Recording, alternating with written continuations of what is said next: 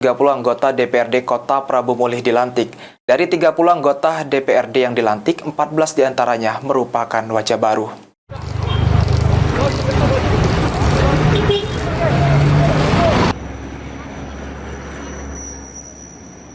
Sebanyak 30 anggota Dewan Perwakilan Rakyat terpilih resmi dilantik menjadi DPRD Kota Prabu Mulih.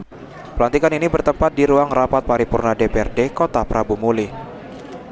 Dalam periode 2024-2029 ini, sebanyak 14 anggota DPRD merupakan pendatang baru, sedangkan sisanya merupakan petahana. Pelantikan 30 anggota DPRD periode 2024-2029 ini dihadiri PJ Wali Kota Prabu Mulih, Forkopimda, Camat dan Kepala Desa, serta Lurah Sekota Prabu Mulih beserta tamu undangan lainnya.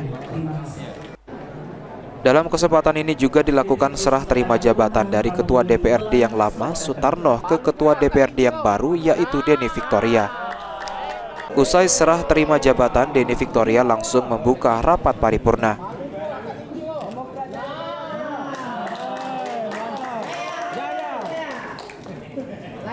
Kota Prabu Mulih, rapat paripurna ke-1 masa persidangan ke-1.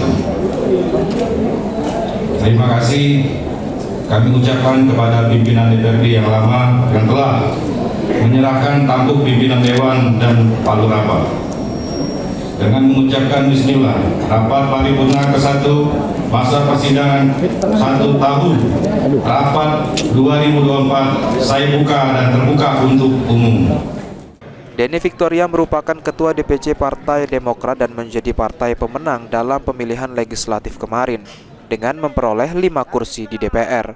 Anggi Perkasa, PAL TV.